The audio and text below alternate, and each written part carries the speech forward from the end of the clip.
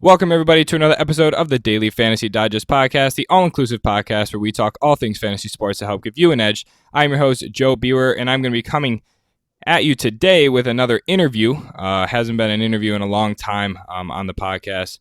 So hopefully everybody's ready to enjoy some daily fantasy talk here. I have my man, Joe Metz, on the line.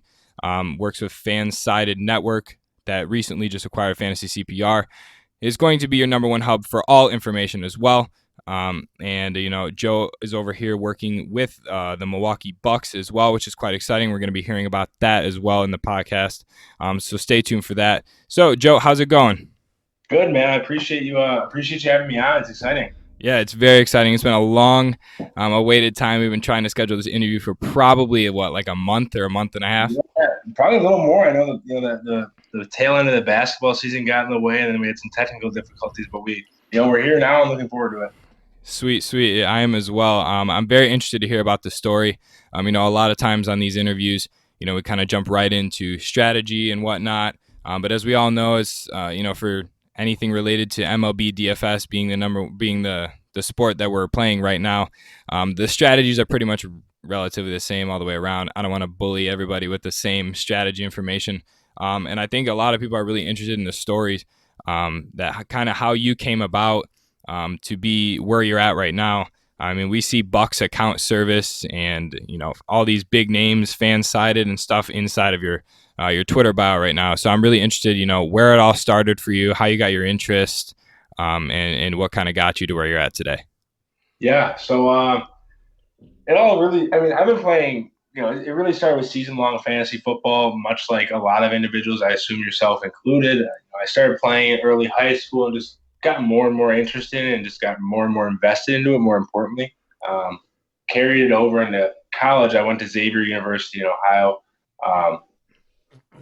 I was always just the guy that had way too much fun with it and just spent way too much time on it. So people just start, hey, like, can you just adjust my roster for me this week? I really don't want to deal with it. So I'm like, yeah, sure, whatever. And then I started thinking, I really like what I'm doing. Why don't I start just a blog? So I started just a solo WordPress blog where I would publish, week 12 waiver wire pickups. I'd get like 17 views, and they were probably all my friends. But it got me somewhat familiar with the process of posting content and what it takes to kind of break into the industry that I was extremely unfamiliar with at the time. And having so much free time on my hands in college, when I was winding down, I wasn't taking as many classes. I just spent more and more time researching how to kind of find a niche in the industry. It got to a point where I eventually started my own website. It garnered a couple thousand followers, eventually led me to working for Fantasy Team Advice. I was there for probably 2 months until I realized, I kind of want something more than just being assigned, one NBA DFS article a day. So I started, again, another website of my own with now he's my current roommate. We started a website called Fantasy Forecast. It took off. We had probably 15 writers on board. A lot of people we just recruited through Twitter, doing it for free, just out of passion, much like you're doing, much like I continue to do. And it kind of took off from there, developed from there. I bounced around, started another website after that, worked and worked towards the Roto Grinders blog program. I have a handful of posts there as well. It's a great, if you guys aren't aware of it, the Roto Grinders blog program is a phenomenal place to kind of not only get your foot in the door, but really fine tune and hone in on your craft as a content provider. And there's a ton of eyes on that content. Not that it's all about, finding that one person to read it, but, at the same time it is. You get the right person to read it, they'll take you onto their content website if it's good enough. And I was lucky enough to connect with Brian Tulloch of formerly Fantasy CPR. Gave me a position as a paid contributor there, and it's what I've been doing since. I absolutely love it. As you mentioned, we just expanded a bit. We've been part of the Fansided network for our lifespan, but we recently took over as Fansided Fantasy, so we are now the one hub of all fantasy sports content information for Fansided. Again, it's all free content, articles, videos, and things like that. hoping to personally expand it, YouTube or podcast as well, just more of a time thing with balancing with my day job. Yeah, I mean, from what I've seen, the work that you guys put out there is pretty impressive. I've had some of your coworkers on. I've had Thunder Dan on there. I've had Juan Bond, and a few Mm-hmm. others. The same. I asked the same question to all of them, and I'm just interested in to hear your answer. I've had some people on from DK Live, Roto Grinders as well. What kind of what sets you guys apart from the other competitors in the industry? Because at the end of the day, people are looking for the greatest source of information, Yeah, the easiest, the fastest. Just give me who to play. I don't want it. I don't want anything else. I don't really care about the stats. Just tell me who to play. I'm gonna trust you. So yeah. like what's kind of the niche that Fansided has, because I have my opinions on why you guys are so great, but I'll let you speak first. Yeah, I think there's a few things that kind of set us apart. I think at the end of the day, the fact that we are 100% completely free sets us apart a lot because a lot of individuals, and this is again no discredit or knock on Roto Grinders or Fantasy Labs. I absolutely love those websites and I do use a lot of their tools. Um, but a lot of individuals will go to those websites and be rather limited in what they can read and do because they don't have a premium subscription. They come over to Fanside, and not that we're poaching or anything like that, but they'll come over to Fanside. It is an all inclusive, suite of information where you have access to everything that we have access to and everyone else has access to. We don't have optimizers and things like that, but I really think that it's a much more human to human research process. It's very personal. I personally try and write how like I'm having a conversation. Right. People want to just know who to play and plug and play. I That's mean, something that I go ahead. if I'm gonna, be honest with you, the optimizer tool might be one of the most useless tools in the daily fantasy Yeah, world. I Like, agree. I I mean, agree. if I'm being honest, if I go, half the people that look on these websites aren't even there for stats. They don't look at anything. They don't look at what they need to look. They read your article and they see a big bold letter that says Max Scherzer and it says absolute lock in play, and they're like, done. Like, I'm cool. Like, it doesn't matter. So, for these other, the one main company, Fantasy Labs, has an optimizer tool. I've used it a few times. It's crazy. You can lock in two players and just optimize it in a whole fantasy lineup based on what you pick. And to me, I don't know, maybe I'm just like old school or something, but like that kind of takes the fun out of the entirety of the lineup, building process. Yeah, no, I definitely don't disagree with you. It's walking a fine line between using an optimizer and providing, which I know we're going to touch on in a bit. But my whole passion and my enjoyment in this hobby and this industry is the lineup construction, the research that goes into it, and the why behind everything, and kind of building on your process and enhancing it over time. And I think that can be a very technical process, like it's very quantitative, a lot of numbers.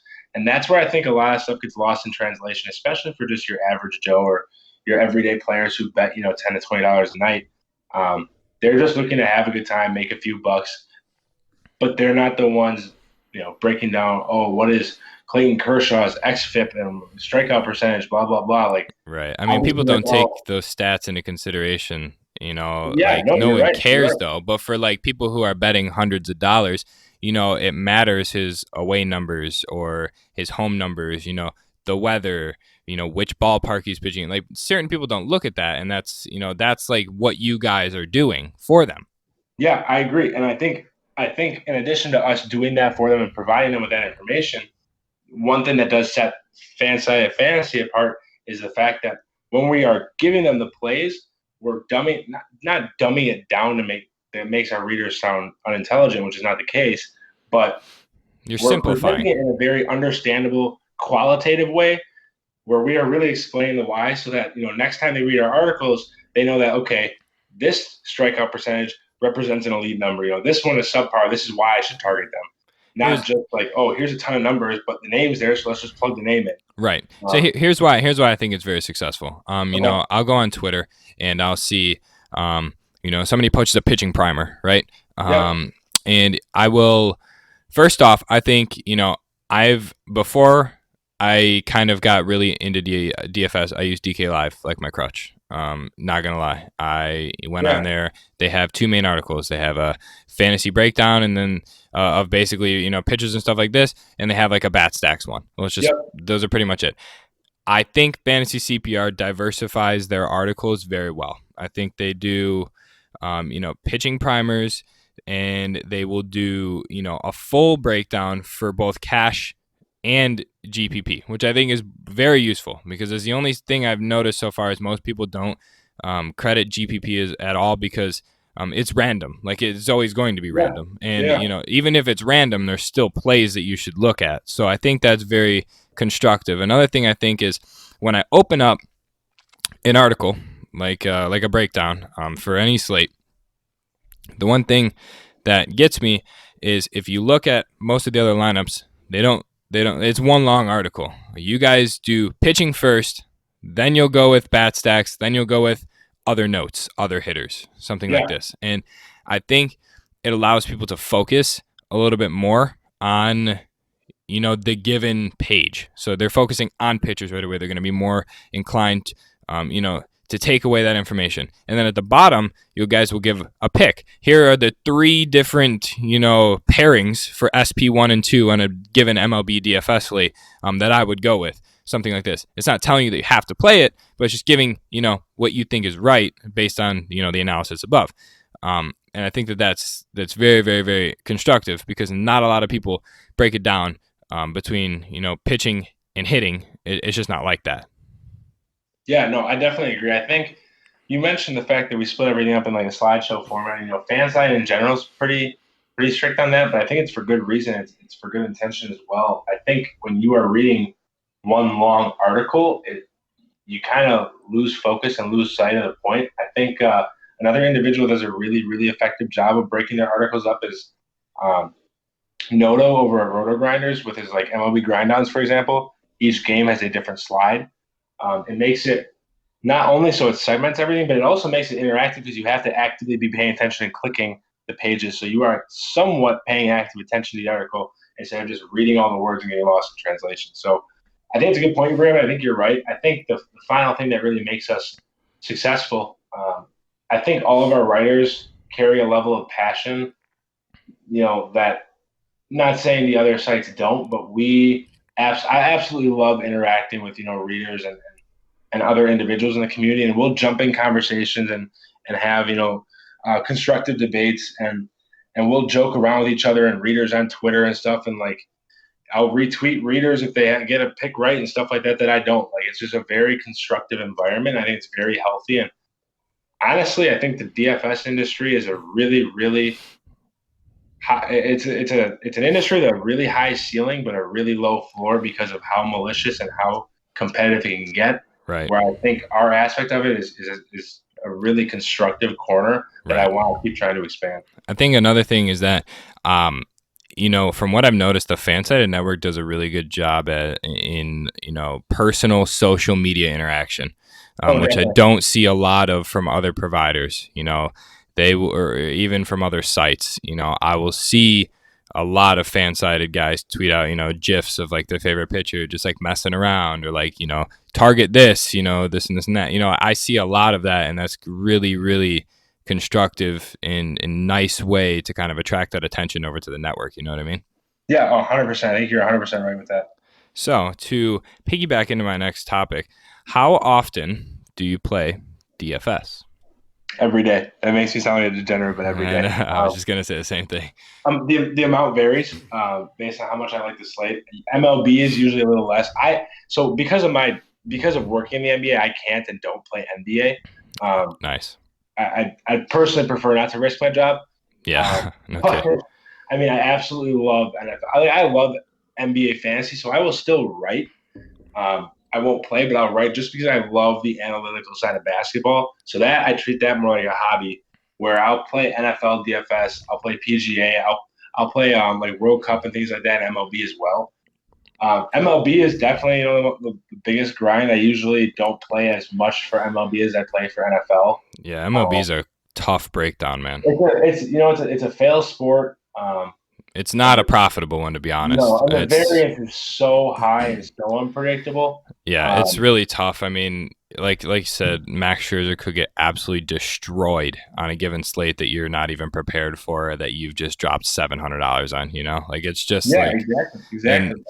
that's the thing. Are you a high roller or like a 50 to 100 max? I'm usually about a 50 to 100 max. If I get to a point where I'm entering, like I'm usually a cash game player, but I've actually started transitioning more to about half cash games, half tournaments because I'm trying to adapt to more GPP focus. Um, if I get to a point where I start entering solely GPPs and making a lot more money off of it, um, I will try and increase my entries and stuff like that. But as of right now, I still treat it more like a hobby. I like the analytical side of things, like I said. So I'm playing about, I'd say, an MLB per night, I'm playing between about $30 to $50 a night, which is not a lot. NFL, it bumps up to probably 3 or 4 times that. Yeah, I would say the same thing. NFL is probably 150 to 200 a night, or Yeah. 200 a week. So do you? I ask this question a lot, and I get a lot of different answers. I have the same answer every time. But do you feel it's possible to have a sustainable career in DFS? I don't. Um, I think it's at the end of the day, I think it's way too volatile to actually maintain a reliable stream of income. I think you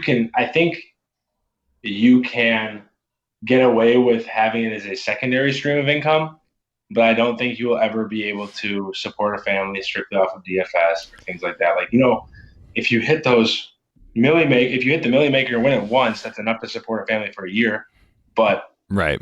I mean, I think my answer is always yes, but I always have the crutch of I think you can do it playing and providing content. yeah, okay, that's a good point. Strictly playing, I don't think you can. But if Strictly you are, playing, it's impossible. I'm just gonna be honest. Anybody who says that they play DFS all year round has some sort of voodoo magic if they're going to be yeah, winning like that much. It's just yeah, not sustainable. It's so correct. volatile. You can't predict what's going to happen. Like you just can't predict that much. Correct. And I think at the end of the day, like it is gambling, or it is a really really slippery slope as well. And I'm not going to try and sound like a parent or something like that, but I mean, the more you play, the more your itch is, and the more you Dude, it's chase. it's an addiction. Like I'm not gonna lie. Yeah, Like you I chase feel those like big if I runs. miss out on a slate, I'm I'm scrambling for a late lineup or something like yeah, I am. Like I missed tonight's slate. I'm playing the 907 slate right now with the 2 games on it for like $80 because I'm like I feel like I'm missing out. yeah, exactly. I think if you're providing content though, like individuals like Roto Grinders, ESPN Fantasy, DraftKings, FanDuel, Fantasy Labs, like, yeah, that is sustainable because it's a legitimate career. But Right. there needs to be a crutch or a backup of like a safety net, for lack of a better word, because it's so volatile. Right. I Of think I a, think content and or like we talked about before, this apparel is like a yeah, great yeah, safety net that like definitely, can't go wrong. definitely. So I think that's just a great thing because you mentioned that you're transitioning into more of a GPP player, and for me that's a tad. I'm concerned for you. Let me tell you why. So I'm a primarily cash game player, not Yeah, I'm that pussy, whatever. Like I no, don't I care. get it. No, I absolutely love cash games in DFS. I love it. I think it's the most consistently it's the most consistent string of events. I'll put it at that. And Yeah, here's what I'm fair. going to tell you why. Because, we touched on this prior before us having a little, 5-minute conversation. The term lineup providers ruins GPPs. And for me, I can't play them because, I'll play and I'll have a solid lineup. Like 2 nights ago, entered, I think it was just like a, what do they call that? Like the $5 one. It's like, winner gets 10 grand or something like that, like solo shot or something like that. Mm-hmm. And I put up like 226 points, and I got like it was out of like 5,000 people, like freaking 70th place. And I'm like, okay, like I know anything over 200 in baseball is like holy crap, like Yeah, that's great. So I put $5 in, ended up winning like 25, and I go up to the top, and like the first 40 people all have the same number. And I'm like, okay, so obviously somebody's either provided a lineup or they've computer generated some sort of lineup, and that's what I understand. Everybody's got to have a hustle, and I understand Yeah, that yeah, everybody's got to do their thing and provide lineup. But if you're going on a website and having people pay you $20 a week and you're just posting a picture of a lineup and everybody's using it, like that's skewing the average in these GPP contests, and it's like it's almost ruining the overall experiences, which is why I don't even play GPPs anymore. yeah. I get it. I think so. When it comes to providing, I definitely see both sides of it. I understand why someone would provide. I mean, at the end of the day, they're taking advantage of the low hanging fruit. There are people that are going to want to pay for lineups. So if you see an opportunity to make that instant money, like if that's your end goal, do it. Why not? But I think myself. I assume you're in the same boat. But I like making. I want to see individuals become better individual players. So that's where just the content providing becomes more fun. Now, when it comes to GPPs, I think that's also twofold. I think providers seeing the big trains of individuals in GPPs where it'll be like DFS Karma is a common one you'll see, or you'll see Roto Radar, who I know is a hot topic of conversation. Yeah, that's not a big fan of mine, but Yeah, no, I mean if you're charging $1,000 for the NFL season, if you're paying that, you're pissing money away, in my yeah, opinion. I mean, anybody who says that I think I saw the stat the other day over FanDuel and DraftKings apparently claiming a 70% win rate through the season. Like it's impossible. I'm sorry. Yeah, there was a point too where they had Roto Radar CEO got onto a DK Live podcast, which is like clear. I mean, these guys clearly violate the terms and conditions of DraftKings. So to have them on their podcast is just kind of a slap in the face to the people who act with integrity in the community. But again, I guess it's a subject for a different time. But you have these mass trains of lineup buyers and sellers that take up 20 to 50 spots in a tournament. It can be frustrating because you see that many of the same lineup ahead of you, and they're splitting the profit. But at the end of the day, you only then need to beat one lineup to jump 60 spots. Right. I feel that. I understand that. But I mean, the only way to do that is to honestly, take advantage of the low hanging value, and diversify your lineup. But if you're on a slate where you have, let's say Coors Field against ass pitchers, there's kind of no low hanging fruit that's gonna diversify. You know what I mean? Like No, I get it. I get it. there's certain things, and I'm not sure if you're aware. DraftKings doesn't allow you to post pictures of your lineups anymore. Like if you're Correct. so, I mean, even though that you know kind of diversifies, I could just post it in a list. Like I don't have to just take a picture of it anymore. Like I could Yeah, just no, I post get a it. list and it's the same thing. Because I've personally banned myself from playing FanDuel. Like I can't do it anymore. It gives me a headache. It's not. I don't play on FanDuel anymore. I just won't do it. And DraftKings is just like the whole user face is so much easier, and I think that like payout structure is so much better.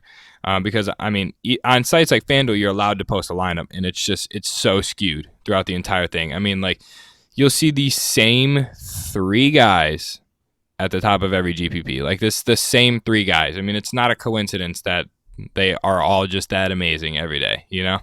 No, I get it. It's Papa Gates, it's Chipotle um, addict. Chipotle Addict, yeah, and C Cerami or whatever. Yeah, Yeah, it's yeah, like this. Like, come on, guys. Like, there's not like something's going on here. yeah. No, I get it. I personally, I played more on Fan. I have a good amount of money on both FanDuel and DraftKings. I played more heavily on FanDuel. I don't know. I think it's just force of habit, my stubbornness. I'm just so used to an interface, so used to the formats and everything that I'm just comfortable there. I love DraftKings for NFL though. Yeah, Um, so do I. I absolutely love, and I'll continue to play it for just about everything. But I've also seen more personal success on FanDuel. So I think I get both sides. I just think it comes down to personal preference and level of success as to Right. where individual plays more. Yeah, I mean, I definitely agree with that. But I mean, as far as like the whole lineup providing, I mean, there's definitely not going to be a way to stop it. Like it's not going to go away. I mean, you can't stop somebody from hustling. You know what I mean? Yeah, But exactly. in my opinion, like what I've been trying to preach on this podcast is it's like, like guys, like I'm personally trying to break down as many slates as I possibly can, trying to bring people on the podcast who are valued in the community, who know strategies and stuff like this, because like building your own lineup and taking down your own GPP is like so much more satisfying. You know what I mean? Agreed. 100% agreed. Because I mean, like the only thing I like about FanDuel is you can go in to head to head and take on like somebody like Chipotle Addict or whatever one-on-one. Like you can do that. Like you can enter in like one of his contests that he posts or whatever like that.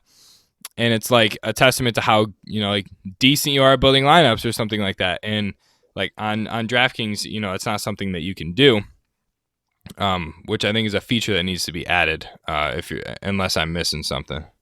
Yeah, you can find you can search individuals head to heads on DraftKings. It's just a bit more hidden. I remember I used to try and find Derek Carty's head to heads on DraftKings because I had a lot of success there. No knock or discredit to Derek Carty. I really am intrigued by the bat and what he's created, but I just somehow personally had a lot of success with his head to heads. I just have to remember how to find it. So, all right, what's your, just because I've asked this and I want to see the the trend line. Largest GPP win. Largest GPP win, I believe, was $1,200. Again, I've never really been one to enter the bigger GPPs. I won, I think, $1,200 off of NBA back when I was in college. Yeah, I was. Mine was last football season. It was an 8,000 takedown. Yeah, that's crazy. See, when I won that 1,200, it was off of, I think, it won $10 entry. So my goal, obviously, the goal of everybody to take a tournament down, but I really want to kind of fine tune my GPP abilities to cater more towards that, because that feeling is like, even just chasing that feeling is unbelievable. Yeah, I know, and it's crazy. Like it was one of those $33 contests. Yep. And it was almost like I was gonna throw up towards the end. Like that's what it was like. Yeah, I remember when I took it down. I can't remember who. Oh, it was. I didn't even take it down. I think I was on like fourth or fifth, but I was like 7 points, 7 FanDuel points out of first. No one above me or no one probably 20 spots behind me had any player minutes remaining. I had like a quarter left of DeAndre Jordan. So I'm like, okay, this guy's eating right now. Give me like 5 rebounds and 2 buckets. I have this tournament. This was on the Clippers. They were blowing a team out, and he sat the entire fourth quarter. Yep, I've had that as well. Stuff like that. It's like it's the most bittersweet feeling in the world. But you mentioned the fact that this is an addiction, and that's where it stems from. Like those feelings of running and chasing that adrenaline. Yeah, that is literally where the addiction stems from. Yeah, and it's crazy because if you don't win on that one, you're gonna chase it for the next month. Like exactly, and it's crazy. So and that can be like the most dangerous aspect.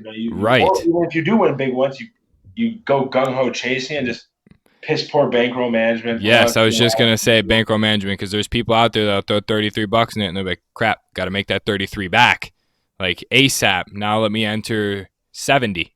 Like let me just try and get back to even, and it just doesn't work that way all the time. You know what I mean? Yeah, exactly.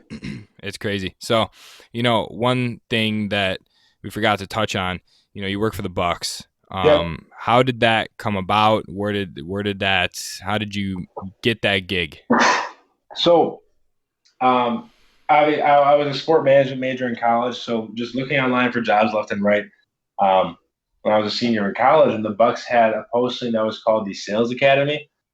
Long story short, you essentially apply for the Sales Academy like you would any other job. Should you get accepted, you then go to Milwaukee for a one-day tryout, for lack of a better word, to be on their sales team. You'll have a morning full of different trainings, whether it be face-to-face meetings, cold calling and scripting, B2B, which is like business-to-business selling and things like that, overcoming objections. And then the entire afternoon, you are actually calling past buyers of Bucks tickets to kind of try and set up meetings with them for the full-time employees. So I went through that process and went through probably 6 to 8 interviews and got offered a job out of college as an entry-level inside sales rep there. Um, Worked in that role, making probably 75 to 100 calls a day and trying to sell as many tickets as possible for about That's a 10 grind. months. Yeah, it's a grind, man. But I definitely think sales is the most rewarding thing I've chosen to do in my life. I've seen a ton of personal growth and development as well as the networking and the opportunity. Just the sheer satisfaction you get out of it is fun. So I was in that role for about 10 months, and then I got promoted to it's the member service team. So I now oversee about 500 of our season ticket holders.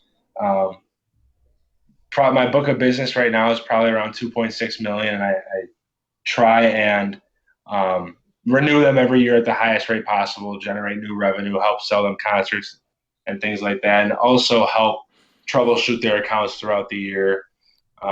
Make sure everything's clicking in order and that they're having the best experience possible with the Bucks. At the end of the day, that's what we want to do. So I definitely, I'm going to be entering my third season there. I definitely got on board at the right time, but it's been a dream come true. Especially, I mean, I grew up in Milwaukee, so being a lifelong Bucks fan, I can't really ask for anything better. Yeah, no kidding. You get to go to all the games?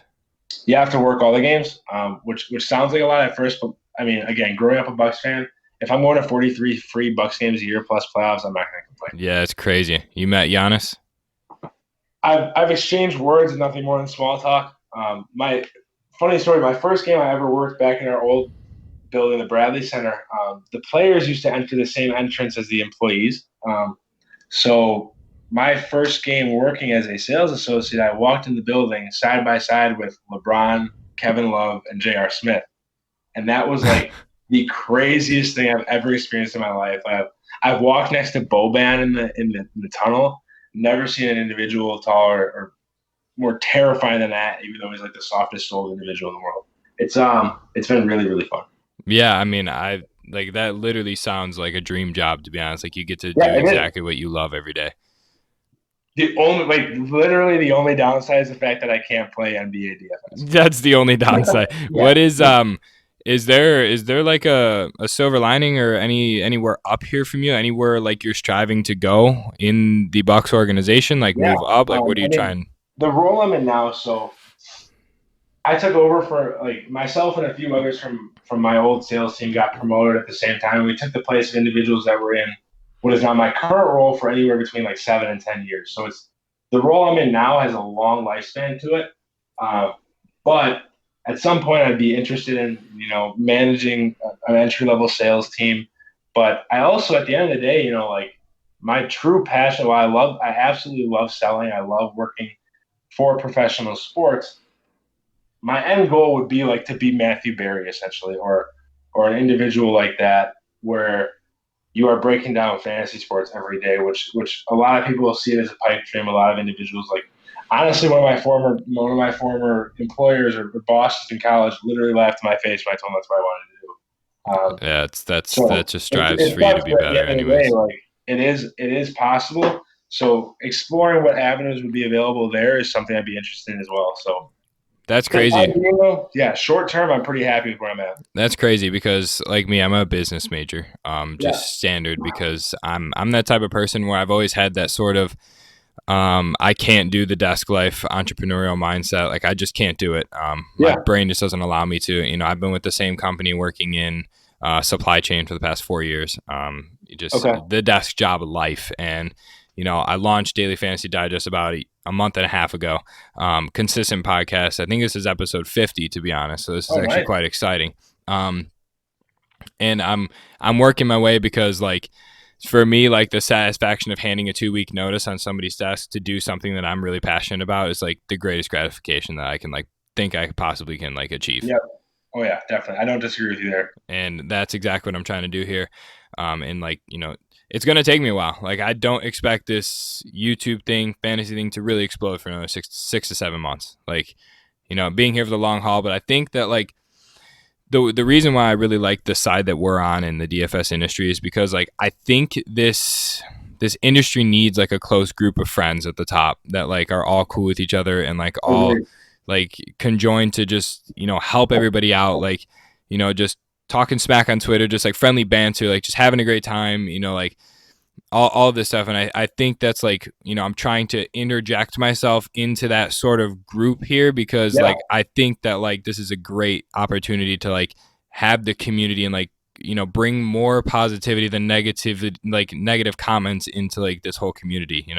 Yeah, no, I completely understand that and agree with it for sure. I think one thing the NBA and the Bucks do really well is, we share best practices with a lot of teams, and I think you can take that directly um, into our positions right now. Like there's always going to be enough money to go around. There's literally no downside to sharing best practices with each other. Like, just hypothetically imagine if Fantasy Labs, Roto Grinders, Awesemo, and like another company literally got on a call every month to share best practices and think about how they can move the needle in the business. Right. Like, there's nothing bad that can come of that, but it's something that I think individuals in our industry are so reluctant to do because it is such sharp competition that it's not even crossing their minds. And I think, like you said, starting networking early, like yourself and myself are doing, is the key to doing that. Where like, say one day you end up launching a huge company and I'm up at Fansided or something, like there's going to be no issues if we try and coincide for something. Right. And that's the thing is I think that creating these relationships early, like for this big project that I have coming up, partnering is like a big thing that this industry like doesn't do a lot of. And I think that it's a great thing to be able to partner with other, companies. It only benefits each other. And if everybody's like bros at the top of it, it's only beneficial to all parties. Completely agree. And that's what I really want to do. And that's why I think this podcast and what I've been talking about here in the several interviews that I have is really, it's really shocking people because a lot of the podcasts that I see are very informative and they don't really talk about, like people's stories and stuff like this. And Yeah. And all the like the interesting stuff that's like important and like preaching positivity in this whole industry is like really weird apparently. And like everybody wants to smash somebody else. They're terrible. They're this and that. And I think everybody needs to show a little bit more like appreciation and positivity and it'll go a long way. Yeah, I don't disagree whatsoever. I think you spot on with that. Well, I think, we're roughly, 40 minutes into this interview here. I've really appreciated you coming on the podcast. I have a few questions that I leave every interview.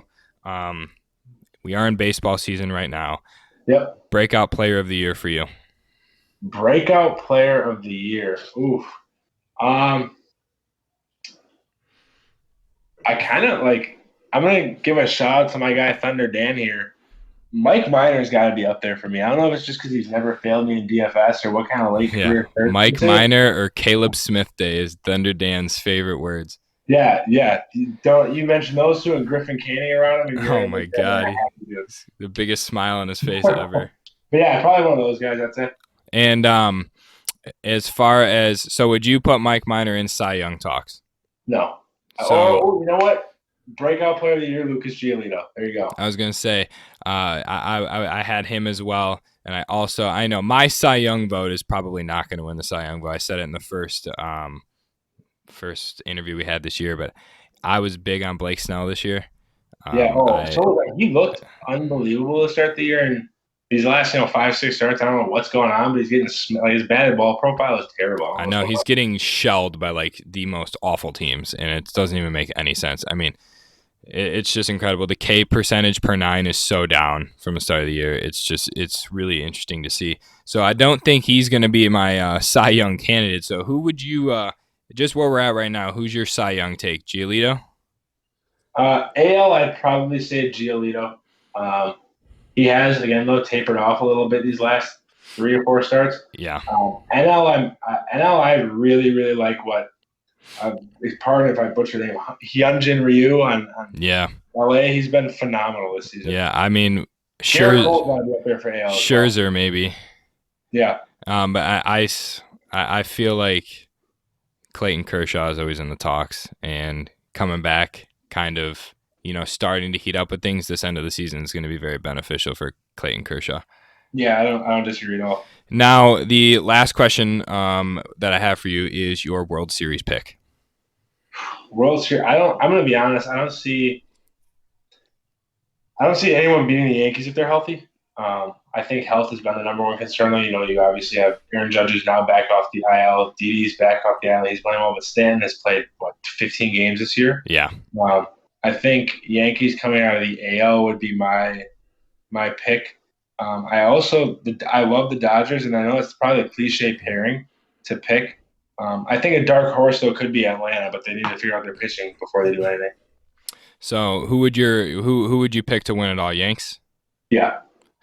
All right. Well, everybody disagrees with me, but I have to show love to the Chicago Cubs. Oh gosh, see, I'm a Brewers fan, so I can't really. Yeah, I know you can't say your favorite team, but I mean, Cubs are on a little bit of a roll right now, first place. So, I mean, we'll see Brewers what they get there. 11-1 right now, so I'm not gonna. Christian Yelich just hit a grand slam. Yeah, so. I saw that. It just popped up on my phone. I was like, shit. So, I think the Cubs could do something if they get some sort of pitching rolling. The bats are there, but it's just rough. Yeah. The addition of Kimbrel helped none at all. So he's been pretty awful so far. I have him on my season-long team, which is already too much to keep track of. But. Yeah, it's crazy. So I do want to give a shout out to you. I appreciate you coming on the podcast. I know we had to make some time for it and kind of move some things around, but I really appreciate you coming on and taking the time to talk to me today. It's been a blast. It's been a pleasure. I do want to give a shout out to you. You can go follow Joe Metz on Twitter at jmetz34. Go follow Fansided Network. It's going to be your number one, stop for fantasy information on all platforms and formats in any sport. So go follow all the guys over there. Go show love to everybody in all of the lineups or the analysis that they do. They're the best. They provide just clear-cut information, and it's going to just make your lineup creating process just so much more smooth.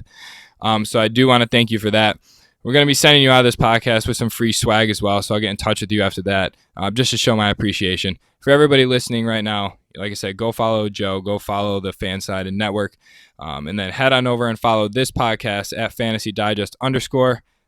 Subscribe to the YouTube channel and whatnot, and then head on over to Twitter. Check out my pinned tweet. Like I said, we're podcast courtesy of Fantasy Digest. We are going to be launching a $500 free entry fantasy football league. We will be having a few spots open, so make sure you go favorite the tweet so you can be entered into the running to be entered into the contest. Everything's going to be free. We're going to have a ton of giveaways, and stay tuned. We're going to be covering all of that on this podcast here with plenty of special guests. So Joe, thank you very much for coming on the podcast. I really appreciate it, man.